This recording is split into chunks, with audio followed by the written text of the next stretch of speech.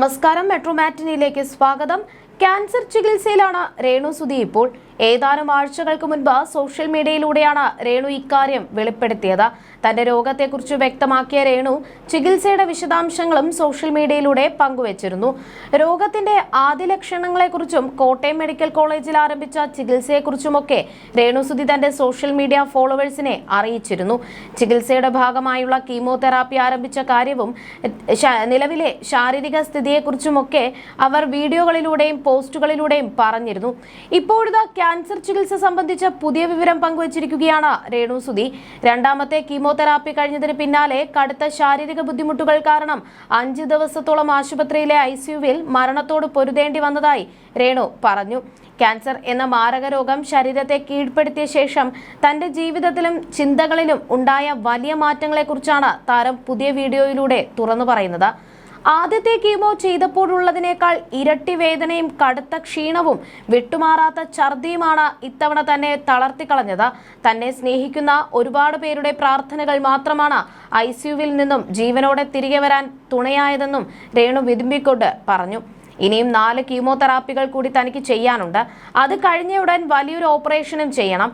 ഈ പ്രതിസന്ധികളെല്ലാം തരണം ചെയ്ത് താൻ പൂർണ്ണ ആരോഗ്യത്തോടെ മടങ്ങി വരുമെന്ന ഉറച്ച വിശ്വാസത്തിലാണ് രേണു സുധി ഇപ്പോൾ.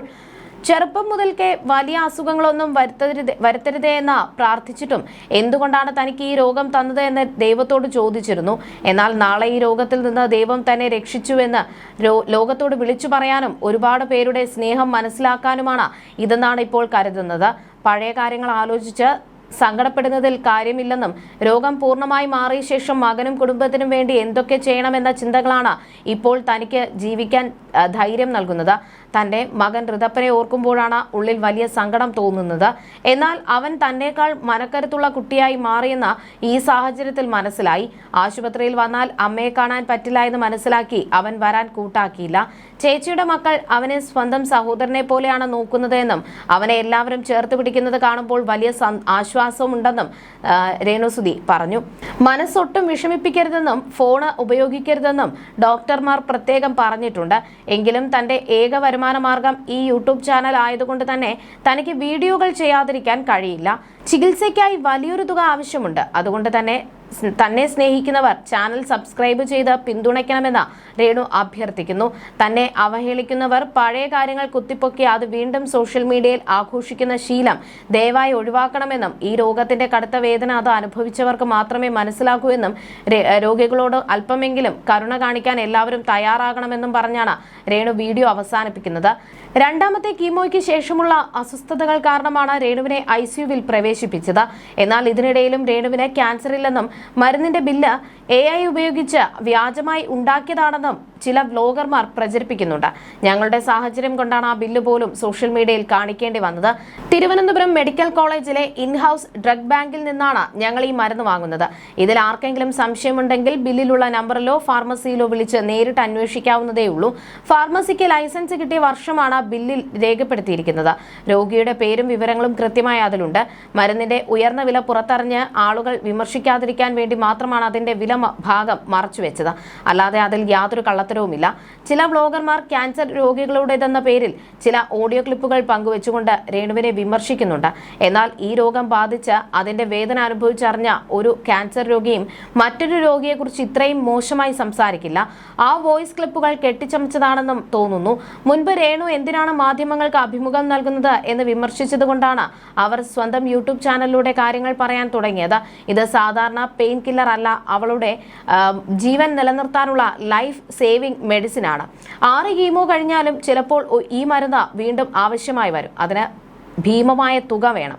അതിനാണ് അവൾ ഈ ചാനലുമായി മുന്നോട്ട് പോകുന്നത്. ദൈവത്തെ ഓർത്ത് വ്യൂസിനും റീച്ചിനും വേണ്ടി അവളെ ഇനിയും ദ്രോഹിക്കാതിരിക്കുക. അവളെ സ്നേഹിക്കുന്ന ഒരു കൂട്ടം ജനങ്ങളുണ്ട്. ഞങ്ങളുടെ കുഞ്ഞിന് വേണ്ടി അവൾ തിരിച്ചു വരണം. സഹായിച്ചില്ലെങ്കിലും അവളെ ക്രൂശിക്കുന്ന വീഡിയോകൾ ചെയ്യരുത്. അവൾക്കായി പ്രാർത്ഥിക്കുക എന്ന് മാത്രമേ ഞങ്ങൾക്ക് അഭ്യർത്ഥിക്കാനുള്ളൂ എന്നാണ് രേണുവിന്റെ സഹോദരി പറഞ്ഞത്. രേണുവിന് കിച്ചുവിനോട് വളരെയധികം സ്നേഹമായിരുന്നു. ആ സ്നേഹവും ഇരുവരും തമ്മിലുള്ള അടുപ്പവും കണ്ടാണ് രേണുവിനെ സുധി വിവാഹം ചെയ്തത് പോലും. എന്നാൽ രേണു വിവാഹശേഷം മുൻപുള്ളതുപോലെ അല്ല പെരുമാറിയിരുന്നതെന്നും അച്ഛനോട് സ്വാതന്ത്ര്യത്തോടെ പെരുമാറാനോ സ്നേഹിക്കാനോ തനിക്ക് കഴിഞ്ഞിരുന്നില്ല എന്നും കിച്ചു തന്നെ അടുത്തിടെ തുറന്നു പറഞ്ഞിരുന്നു. രേണു സബ്സ്ക്രിപ്ഷൻ ആരംഭിച്ച ശേഷം കിച്ചു രേണുവുമായി അകൽച്ചയിലാണ്. ക്യാൻസർ രോഗം ബാധിച്ച് രേണു കിടപ്പിലായ ശേഷം കോട്ടയത്തെ സുധിലയത്തിൽ രേണുവിനെ കാണാനായി കിച്ചു പോയിരുന്നു. എന്നാൽ അന്ന് രേണു ആശുപത്രിയിലായിരുന്നതിനാൽ കിച്ചുവിനെ കാണാൻ കഴിഞ്ഞില്ല.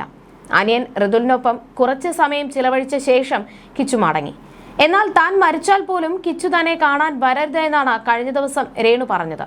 സബ്സ്ക്രിപ്ഷനിൽ രേണു പങ്കുവച്ച വീഡിയോകൾ തന്നെ വിഷമിപ്പിച്ചിരുന്നുവെന്നും കിച്ചു തുറന്നു പറഞ്ഞതിന് പിന്നാലെയാണ് രേണു കിച്ചുവിനെതിരെ രംഗത്തെത്തിയത്.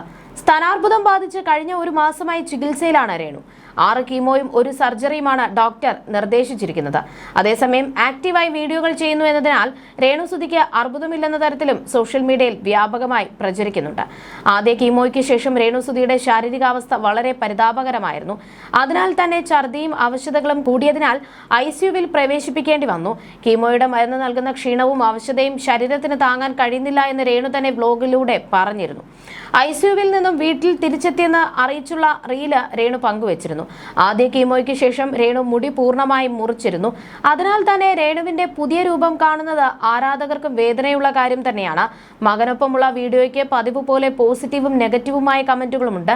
അസുഖം വന്ന ശേഷമാണ് രേണു മകനെ യഥാർത്ഥത്തിൽ സ്നേഹിച്ചു തുടങ്ങിയതെന്നും ആ കുഞ്ഞ് അമ്മയുടെ സ്നേഹവും സാമീപ്യവും അനുഭവിച്ച് തുടങ്ങിയതെന്നും ചിലർ കുറിച്ചു. ഇപ്പോഴെങ്കിലും ആ കൊച്ചിന്റെ കൂടെ കണ്ടല്ലോ, സന്തോഷം. അസുഖം വന്നപ്പോൾ ആ കുഞ്ഞിന് ഒരു ഉമ്മ കിട്ടി. എന്തെങ്കിലും പ്രശ്നം വന്നാൽ ക്യാമറയും ഫ്രണ്ട്സും ഫാൻസും ഒന്നും കൂടെ കാണില്ല. ഹോസ്പിറ്റലിൽ കൊണ്ടുപോകാൻ, മരുന്ന് വാങ്ങാൻ, ക്ഷമയോടെ കാത്തു നിൽക്കാൻ, സ്നേഹം തരാൻ എല്ലാം സ്വന്തം കൂടെപ്പിറപ്പും മക്കളും അച്ഛനും അമ്മയും ഒക്കെ മാത്രമേ കാണത്തുള്ളൂ. ഇപ്പോൾ നിങ്ങൾ സോഷ്യൽ മീഡിയയിൽ എത്ര മര്യാദയോടെ പെരുമാറുന്നു, സംസാരിക്കുന്നു. ഇതേ ഭാവം അസുഖം വരുന്നതിന് മുൻപ് നിങ്ങൾ ചെയ്ത വീഡിയോകളിൽ കാണിച്ചിരുന്നുവെങ്കിൽ എത്ര നന്നായേനെ. അനാവശ്യ തെറിവിളികൾ ഒന്നും കേൾക്കേണ്ടി വരില്ലായിരുന്നു എന്നായിരുന്നു രേണുവിനെ വിമർശിച്ചവർ കുറിച്ചത്. You're watching me on metromatney.com. on metromatney.com. metromatney.com. Subscribe for more videos. Subscribe for more videos. Subscribe here for more videos. Subscribe now. Thank you.